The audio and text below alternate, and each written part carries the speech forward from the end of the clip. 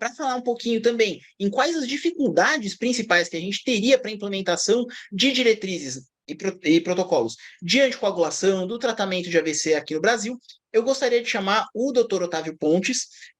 O Dr. Otávio é médico neurologista pela Universidade de São Paulo, pós-doutorado pelo Massachusetts General Hospital, pela Escola de Medicina de Harvard, doutor em neurologia e livre docente em neurologia, ambos pela Faculdade de Medicina de Ribeirão Preto, da USP Ribeirão. Nesse momento, é chefe do Serviço de Neurologia Vascular e Emergências Neurológicas do Hospital das Clínicas da Faculdade de Medicina de Ribeirão Preto, da USP, além de coordenador do mestrado profissional em Neurologia da Faculdade de Medicina de Ribeirão Preto. Doutor Otávio, por favor, tenha honra. Obrigado, Ronaldo. É um prazer estar aqui, né, diante de tantas pessoas importantes aí para avançar da saúde e da área de doença cerebrovascular no país. Me coube discutir um pouco as dificuldades que a gente tem, né, entre a lacuna da produção do conhecimento e a implementação, né? E eu trouxe aqui para vocês uma parte de uma apresentação que eu fiz recentemente no evento de lançamento do PPSUS, para a gente fazer uma reflexão, né? Eu sou atualmente coordenador de 15 anos, e eu trouxe 3 cases, né, que mostram, ilustram bem a gente está tendo para traduzir, às vezes, as evidências científicas de estudos, muitas vezes financiados pelo próprio DECIT pelo Ministério da Saúde, na implementação dessas políticas públicas no país, né? Eu queria chamar a atenção que, como a Sheila e a Gisele já comentaram, né, o AVC, além de ter voltado a ser a principal causa de morte no Brasil, depois da pandemia aí, né, em 2022, é uma doença muito incapacitante, porque menos de 50% das pessoas que sobrevivem ao AVC conseguem voltar para o trabalho, então é a principal causa de incapacidade, é uma doença muito injusta justamente nas camadas mais vulneráveis da nossa sociedade, né? E nós temos um cenário ainda alarmante, apesar dos grandes avanços que nós tivemos recentemente. Então, nós temos cerca de 400 mil casos de AVC por ano, um a cada 90 segundos no país. A prevenção primária ainda é fragmentada, de baixa adesão, né? Mais de 100 mil óbitos por ano. Menos de 70% dos pacientes internados no SUS fazem uma tomografia de crânio, como mostrou o estudo do Cabral, né? Só 5% dos pacientes, otimisticamente, aí, conseguem ter acesso à terapia trombolítica.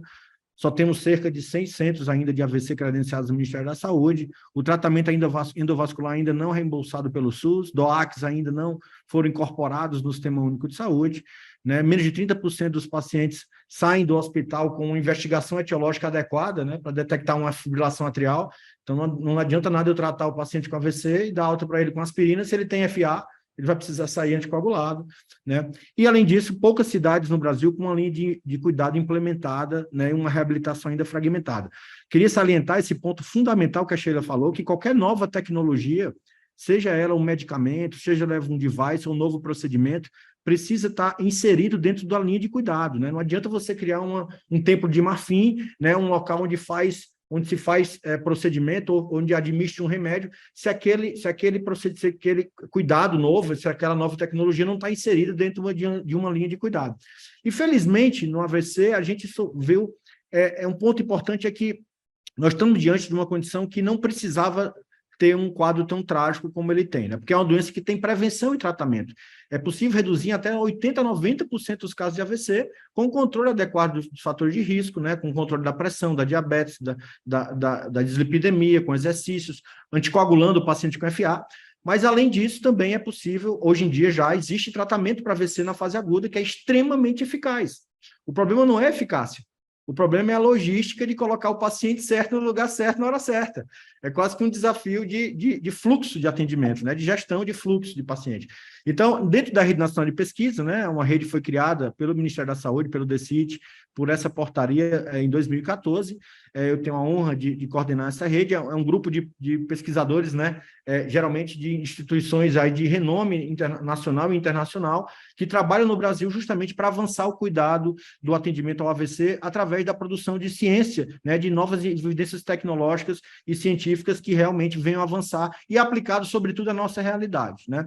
Então, no caso do AVC, por exemplo, o primeiro case que eu queria mostrar era o fato de que a gente já sabia que a trombólise, por exemplo, não funcionava bem para oclusões de grandes vasos do cérebro, e nos últimos anos surgiu uma nova técnica de tratamento, que é a trombectomia mecânica. Esse procedimento, que é feito através de um cateterismo, ele se consegue, através de um cateterismo, pescar a artéria do cérebro que está entupida. Esse procedimento é indicado aí para todo 20% dos casos de AVC, mas são justamente os casos mais graves e os casos em que a trombólise às vezes não resolve.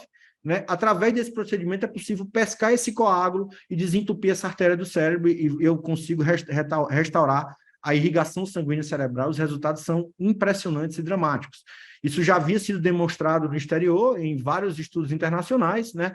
A gente já tinha uma casuística aqui em Ribeirão Preto, né, de 180 pacientes, e que o hospital bancava do próprio bolso, e ainda banca do próprio bolso esse tratamento, com resultados muito semelhantes aos resultados internacionais.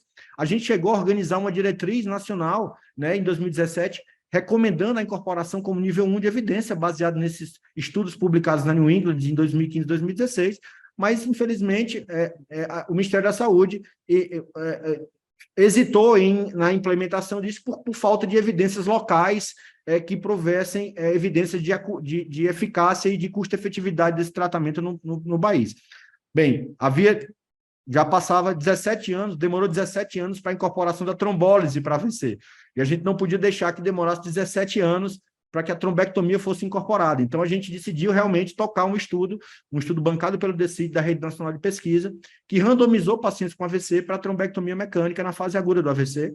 Esse é o grupo maravilhoso de pesquisadores da Rede Nacional de Pesquisa, que se juntaram para resolver essa pergunta. A gente esperava ter que randomizar 690 pacientes em 3 anos, mas no dia 23 de março de 2019, eu não vou esquecer nunca essa data, a gente recebeu um e-mail do Comitê Internacional, né, que fiscalizava o estudo do DSMB, dizendo que o estudo tinha sido, na primeira análise interina, podia parar de recrutar, porque o estudo já tinha sido positivo, e a gente conseguiu demonstrar que a trombectomia mecânica reduz dramaticamente incapacidade funcional no Brasil, no sistema público de saúde. Então, o primeiro país do mundo que demonstrou que a trombectomia funciona no sistema público. E isso gerou uma reação em cascata. Diversos países do mundo, aqui da América Latina e da Ásia, né, onde acontece 80% dos casos de AVC, decidiram incorporar a trombectomia mecânica no sistema público de saúde, por causa do estudo brasileiro, um estudo com orgulho, né, publicado na New England Journal of Medicine, um estudo do DECIT, da Rede Nacional de Pesquisa. A Ana Cláudia Souza e a Sheila demonstraram ainda a custo-efetividade da trombectomia. E esses dados foram encaminhados para a Conitec, que emitiu um parecer positivo de incorporação da trombectomia mecânica, e o Ministério da Saúde, finalmente, em 2021, publicou a portaria de incorporação, né? Realmente assumindo que todas as evidências produzidas realmente apontavam que esse é um tratamento que faz a diferença, que reduz custo e melhora a evolução dos pacientes com AVC. Entretanto, nós estamos já em 2023 e esse tratamento ainda não foi incorporado no Sistema Único de Saúde, né? Quer dizer, nós já estamos com 9 anos da publicação dos estudos americanos, nós estamos com 4 anos da publicação do Resilient na New England e esse tratamento ainda não foi incorporado no Sistema Único de Saúde, né? Então, essa é a latência que a gente vê enorme entre a produção de ciência, muitas vezes financiada pelo próprio Ministério da Saúde, incorporada na prática clínica do nosso país. Um outro exemplo, né, de um estudo de um PPSUS, um projeto que eu tive a chance de liderar, nós testamos uma telemedicina móvel para AVC com um aplicativo de telemedicina que eu chamo de Uber da telemedicina, né, porque ele traz toda a telemedicina para dentro de um aplicativo, né, e a gente testou isso aqui no interior do estado de São Paulo, isso já tinha sido validado pela Sheila, né, mostrando que a interpretação da tomografia tinha uma qualidade semelhante pelo aplicativo a olhar o scanner, né, no exame, e a gente testou isso na nossa DRS 13 de Ribeirão Preto, né, em 3 cidades, aqui em Ribeirão Preto, em Batatais e em Jabuticabal, né, a gente testou esses estudos aqui na Beneficência Portuguesa e na Santa Casa de Batatais, isso foi pactuado com a CIR, né, a nossa comissão de intergestores, com todo o secretário de saúde da região. O estudo foi extremamente positivo e em um ano a gente conseguiu a mesma taxa de trombólise, em Batatais, que é uma Santa Casa que não tinha neurologista de plantão, a mesma taxa de trombólise do HC de Ribeirão Preto, 40% de trombólise, ou seja, 8 vezes a média nacional, em Batatais, simplesmente com o uso da telemedicina móvel, né? E isso gerou uma tese de custo-efetividade que demonstrou que a telemedicina móvel é custo-efetiva, a tese do Dr. Thales Salvetti, aqui da FED de Ribeirão. Pois bem, esse projeto ainda, que é um PPSUS, elogiado, ainda não foi incorporado pelo Ministério da Saúde também, não foi incorporado ainda pela Secretaria de Saúde Regional. Então, mais uma vez, a dificuldade que a gente tem de traduzir essas evidências científicas, muitas vezes locais, regionais, né, para a prática clínica. E para finalizar, gente, nós temos um caso clássico também, que é o caso da fibrilação atrial, uma doença que tem uma epidemiologia dramática. Cada 3 pessoas no mundo, uma delas vai ter FA. Então, a cada 4 no mundo, uma delas vai ter um AVC. Cada 3, uma vai ter FA. São doenças que dividem os mesmos fatores de risco, então uma sinergia ainda de morbidade enorme, uma aumentando o risco da outra, uma aumentando a morbidade da outra. 25% dos casos de AVC são relacionados à fibrilação atrial. E esses são os casos mais graves. O AVC da FA é o AVC por oclusão do tronco da cerebral média, né? E esses pacientes não podem ir para casa tomando aspirina. Eles têm que sair com anticoagulação. Pois bem, a varfarina funciona. Os estudos mostram que a varfarina comparada a placebo reduz em 64% a incidência de AVC. Poucos tratamentos na medicina reduzem em 64% a incidência de AVC. Entretanto, se eu usar um DOAC, além de 64, eu acrescento mais 19% de eficácia, além da comodidade terapêutica, da facilidade, da segurança do tratamento, e o mais importante, eu reduzo dramaticamente, em mais de 50%, a chance de hemorragia cerebral, comparada à varfarina. Os DOACs são muito mais seguros, e a principal complicação da varfarina é justamente a hemorragia na cabeça, o sangramento cerebral, que é uma tragédia, né? É importante citar, provavelmente isso acontece porque os DOACs são muito mais seletivos na anticoagulação, ao invés de inibir todos os fatores vitamina K dependentes, 2, 7, 9 e 10, eles inibem só o fator 2 ou o fator 10, e isso poupa o fator 7, que é o fator mais importante na hemostasia intracraniana, né?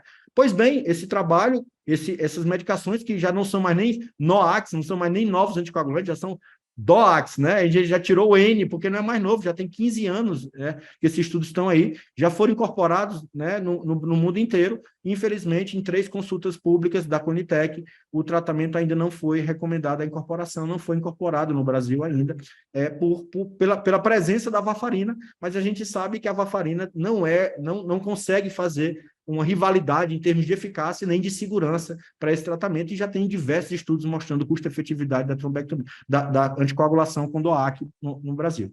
Então, a gente está diante desses 3 cases, eu acho que isso mostra, né, claramente um abismo que existe ainda entre a tradução, a translação das evidências científicas, né, robustas, muitas vezes produzidas com própria verba do próprio Ministério da Saúde, né, na incorporação do tratamento, na incorporação das práticas clínicas, né? Nós não estamos falando aqui de estudo de uma intervenção que nem foi testada no Brasil e nem não tem estudo de custo-efetividade. Nós estamos falando de tratamentos extremamente eficazes, nível 1 de evidência em todas as diretrizes, que foram testados e são custo-efetivos para a nossa realidade, mas que ainda não estão implementados adequadamente. E a gente não pode deixar que o exemplo da trombólise aconteça para tudo.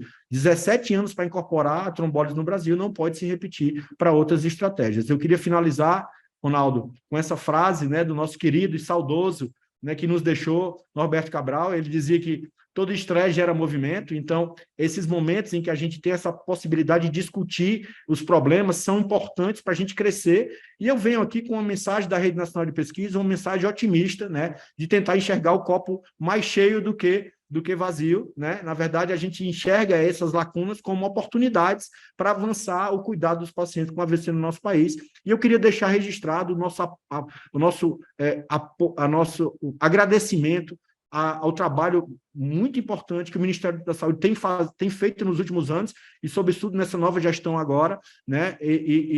Parabéns pela nova versão do PPSUS que vai sair, que vai vir bem turbinada. Isso mostra uma vocação para a pesquisa e para a incorporação de novas tecnologias no SUS, que eu espero que seja a nova tônica do Ministério da Saúde.